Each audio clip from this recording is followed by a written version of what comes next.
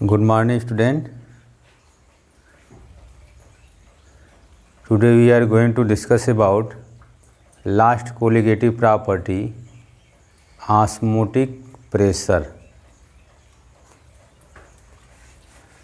Osmotic pressures को जानने से पहले इसमें कुछ हम टर्म्स को पहले हम लोग फोकस करेंगे कि इसमें कौन कौन टर्म हैं। पहला टर्म ऑस्मोटिक प्रेशर में आएगा SPM, सेमी परमिएबल मेम्ब्रेन। पहले तो सेमी परमिएबल मेम्ब्रेन हम लोग समझेंगे कि सेमी परमिएबल मेम्ब्रेन क्या है। सेमी का मतलब हाफ,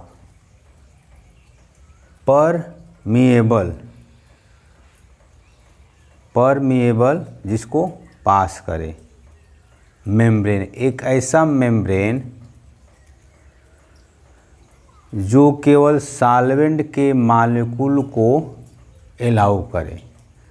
जैसे हम लोग सॉल्यूशन पढ़ते हैं, बाइनरी सॉल्यूशन में एक सॉल्यूट होता है और एक सॉल्वेंट होता है, दोनों मिलेगा तो बनाएगा क्या, सॉल्यूशन। तो एक ऐसा मेम्ब्रेन जो सॉल्वेंट के मॉलिक्यूल को पास करता है, अलाउ करता है, उसी को हम सेमी परमिएबल मेम्ब्रेन कहते हैं।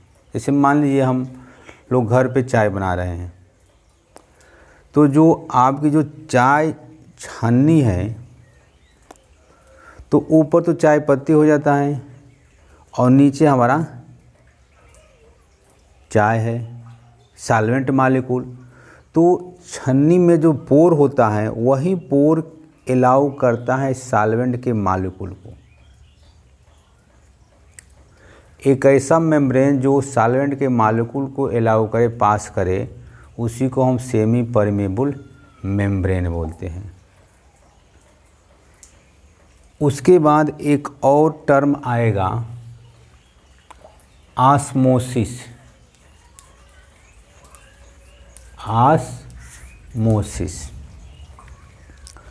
ऑस्मोसिस क्या है, उसको जानने के लिए एक हम बकेट लिए हैं। इस बकेट में हम एक मेम्ब्रेन, इसको हम इंटर कर दिए हैं। इस मेम्ब्रेन को हम सेमी परमिएबल मेम्ब्रेन बोलेंगे। इधर हम ले लिया प्योर वाटर, इस मेम्ब्रेन इसमें हम डाल दिया और मेम्ब्रेन के इस साइड हमारा क्या है, प्योर वाटर है, और इस साइड हमारा मान ले रहे हैं सी वाटर है जो इम्प्योर सॉल्वेंट है। अब यहाँ पर ध्यान दीजिएगा, इसको हम बोलेंगे मेम्ब्रेन, और मेम्ब्रेन दो पार्ट में डिवाइड कर रहा है। एक तरफ सॉल्वेंट हमारा प्योर है, एक तरफ हमारा इम्प्योर सॉल्वेंट है। जैसे समुद्र का पानी है, सी वाटर, और ये प्योर वाटर है। अब देखिए कि ये छोटे समुद्र के पानी में सॉल्यूट और सॉल्वेंट दोनों रहता है। ये इम्प्योर सॉल्वेंट है, इसका कंसंट्रेशन हमारा हाई है, सी वाटर का कंसंट्रेशन हमारा हाई है, और प्योर वाटर का कंसंट्रेशन लो है। तो जब प्योर वाटर या प्योर सॉल्वेंट या लोअर कंसंट्रेशन से हायर कंसंट्रेशन की ओर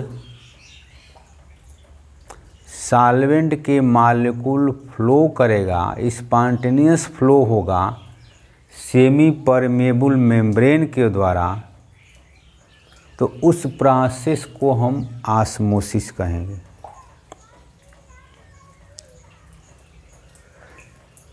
लोअर कंसंट्रेशन से हायर कंसंट्रेशन की ओर अगर सॉल्वेंट के मॉलिक्यूल हमारा मूव करेगा bye the semi permeable membrane, तो this process is known as osmosis. अगर ये हमारा सॉल्वेंट के मॉलिक्यूल इधर आया सी वाटर में, तो सॉल्वेंट के मॉलिक्यूल की जो कैपेसिटी है वो कम हो जाएगा जब फ्लो करेगा। तो सेमी परमेबल मेम्ब्रेन के द्वारा अगर सॉल्वेंट के मालिक्यूल, प्योर सॉल्वेंट के मालिक्यूल इम्प्योर सॉल्वेंट की तरफ मूव करेगा तो उस प्रोसेस को हम ऑस्मोसिस बोलेंगे, या इसको दूसरे वर्ड में कह सकते हैं कि spontaneous flow of solvent molecule, spontaneous flow of pure solvent molecule through a semi permeable membrane is known as osmosis.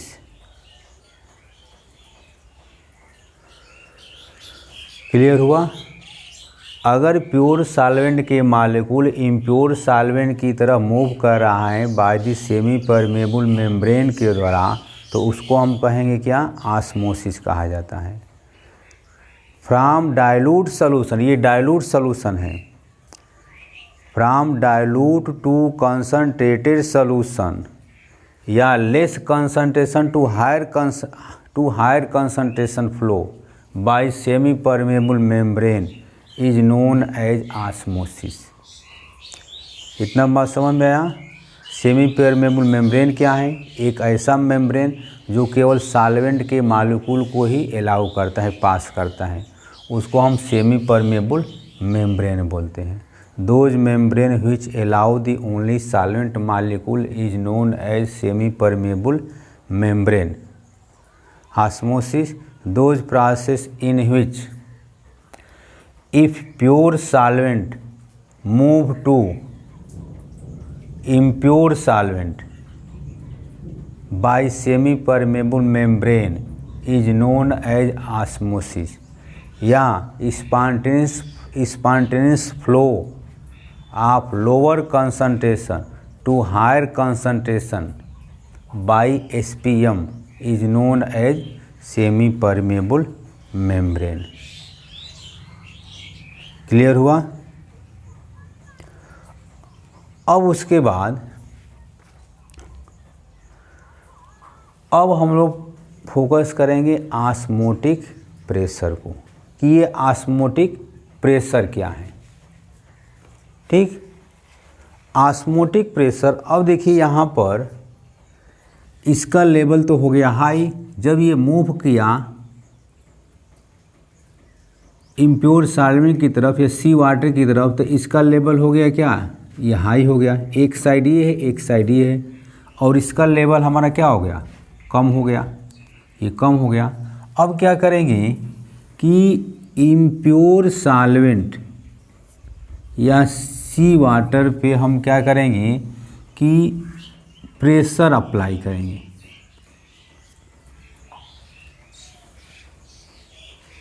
इस साइड, कौन सा साइड है? सी वाटर या इम्प्योर सॉल्वेंट या हायर कंसंट्रेशन की तरफ अगर हम प्रेशर अप्लाई करेंगे, तो एक्सटर्नल प्रेशर अप्लाई करने के बाद जो ऑस्मोसिस का जो प्रोसेस है वो स्टॉप हो जाता है।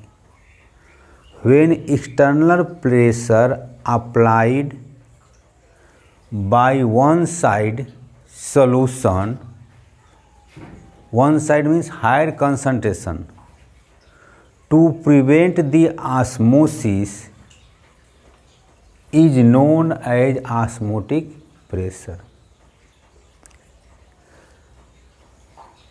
हायर कंसंट्रेशन की तरफ अगर हम एक्सटर्नल प्रेशर जब हम अप्लाई करेंगे तो ऑस्मोसिस का जो प्रोसेस है वो रुक जाता है, प्रिवेंट हो जाता है, तो उसको हम बोलते हैं osmotic pressure.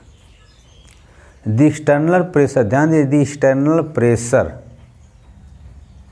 Develop on a solution side, solution side में सी वाटर या इम्प्योर वाटर या higher concentration, when osmosis is stopped is known as osmotic pressure.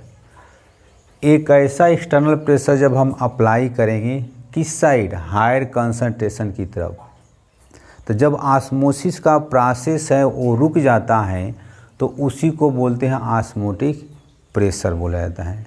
Osmotic pressure को हम रिप्रेजेंट करते हैं पाई से। उसके बाद एक और टर्म आएगा रिवर्स ऑस्मोसिस, जिसको हम लोग आरओ बोलते हैं। सभी लोगों के घर में ये आरओ लगा रहता है। तो रिवर्स ऑस्मोसिस क्या है, इसको समझना है। रिवर्स ऑस्मोसिस, यही हमारा डायग्राम है। इधर सी वाटर है, इधर हमारा प्योर वाटर है। अगर हमारा अप्लाइड प्रेशर, जो हम प्रेशर अप्लाई करें, ध्यान दी, ये प्रेशर जो अप्लाई कर रहे हैं, प्रेशर को हम पी से इंडिकेट कर रहे हैं।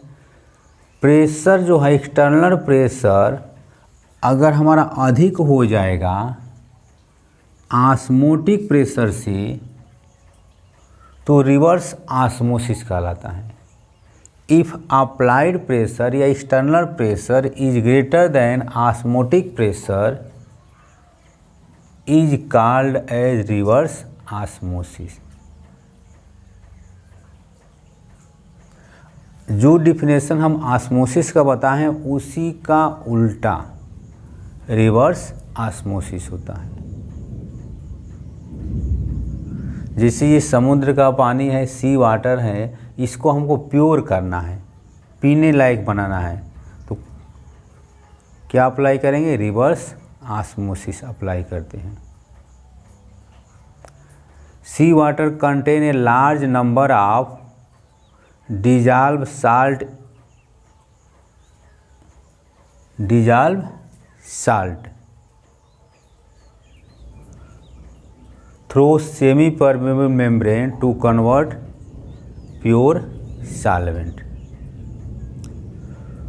तो आज हम लोग देखा कि सेमी परमेबल के मेम्ब्रेन क्या है, ऑस्मोसिस क्या है। एक ऐसा मेम्ब्रेन जो सॉल्वेंट के मॉलिक्यूल को अलाउ करता है उसको हम सेमी परमेबल मेम्ब्रेन कहेंगे। ऑस्मोसिस क्या है, ठीक। Spontaneous flow of solvent molecule through semi permeable membrane is known as osmosis, या spontaneous flow of lower concentration to higher concentration by semi permeable membrane is known as osmosis. Osmotic क्या है, osmotic pressure क्या है, इसको हम पाई के द्वारा represent करते हैं। व्हेन एक्सटर्नल प्रेशर या hydrostatic pressure applied one side solution then osmosis is prevent is known as osmotic pressure. जब एक्सटर्नल प्रेशर जब हम अप्लाई करेंगे किधर, हायर कंसंट्रेशन की ओर, तो ऑस्मोसिस का प्रोसेस रुक जाता है, तो उसी प्रोसेस को हम ऑस्मोटिक प्रेशर बोलते हैं। ऑस्मोटिक प्रेशर को हम पाई से इंडिकेट करते हैं। अब इसमें ऑस्मोटिक प्रेशर के लिए कुछ हमारे पास न्यूमेरिकल सॉल्व करने के लिए कुछ फार्मूला है। आइडियल गैस इक्वेशन हम लोग पढ़े हैं 11th में, PV is equal to NRT। PV is equal to NRT। P क्या है, गैस का प्रेशर है।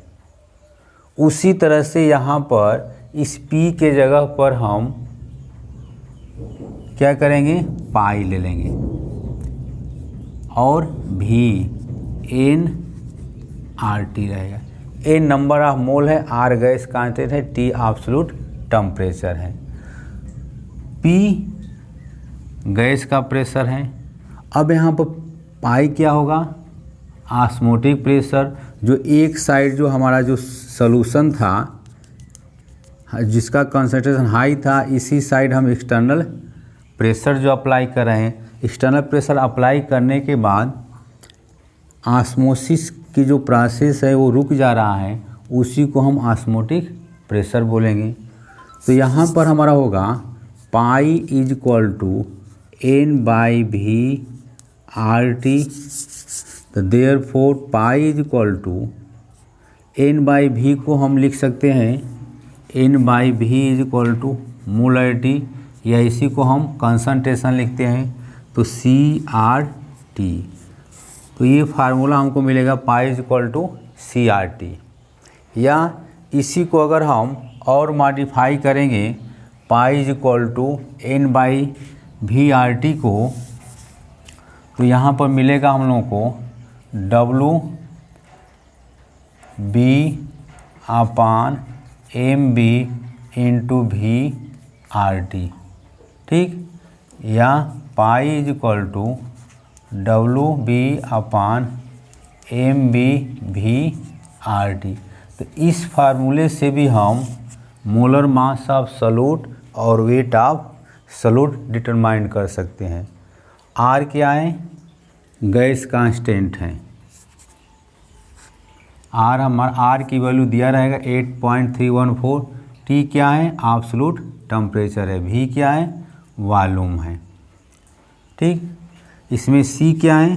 तो कंसंट्रेशन है। पाई क्या है? ऑस्मोटिक प्रेशर है। R gas constant, T absolute temperature. तो आज हम लोग यही सीखा कि ऑस्मोटिक प्रेशर क्या है। ऑस्मोटिक प्रेशर को जानने से पहले सेमी परमेबल मेम्ब्रेन के बारे में डिस्कस किया। सेमी परमेबल मेम्ब्रेन के बाद ऑस्मोसिस क्या है। ठीक, ऑस्मोसिस के बाद हम लोग आए किस पे? ऑस्मोटिक प्रेशर पे। एक ऐसा pressure when external pressure applied to higher concentration then prevent the osmosis is known as osmotic pressure. It is represented by pi. Since we know that PV is equal to nRT for ideal gas equation, in place of P, pi is written pi V nRT. Pi is equal to n by V RT. Since n by V is equal to C, where C is equal to concentration RT. So therefore osmotic pressure is equal to CRT. या osmotic pressure is equal to W B upon M B V R T, where W B is equal to weight of solute and M B is equal to molar mass of solute. ठीक, V is equal to volume, R gas quantity, absolute temperature. तो हम लोग का ये जो है 4 colligative property थी, चारों कोलिगेटिव प्रॉपर्टी हम लोग ख़त्म कर चुके। चारों कोलिगेटिव प्रॉपर्टी के हम फार्मूला लिख रहे हैं। पहला कोलिगेटिव प्रॉपर्टी है R L V P. R L V P relative lowering in vapour pressure, delta P upon P not is equal to X B. Second colligative property elevation in boiling point is equal to K B M. Third colligative property delta T F is equal to K F M. Fourth colligative property pi is equal to C R T.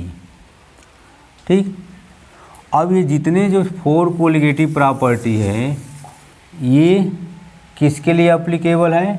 Dilute solution के लिए। मान लीजिए हम यहाँ पर sugar ले लिया, urea ले लिया। ठीक, जो सॉल्यूट हमारा डिसोसिएट न हो उसी के लिए चारों कोलिगेटिव प्रॉपर्टी हम लोग यूज करते हैं। यहाँ पर अगर हम NaCl ले लेंगे कोई सॉल्यूट, तो NaCl हमारा क्या होगा? ये डिसोसिएट होगा Na प्लस और Cl माइनस के लिए। तो इसके लिए ये एप्लीकेबल नहीं है। इसके लिए हम लोग लाएंगे एबनॉर्मल कोलिगेटिव प्रॉपर्टी या वन हाफ फैक्टर। तो आगे हम लोग पढ़ेंगे वन हाफ फैक्टर। ठीक, thank you, have a nice day.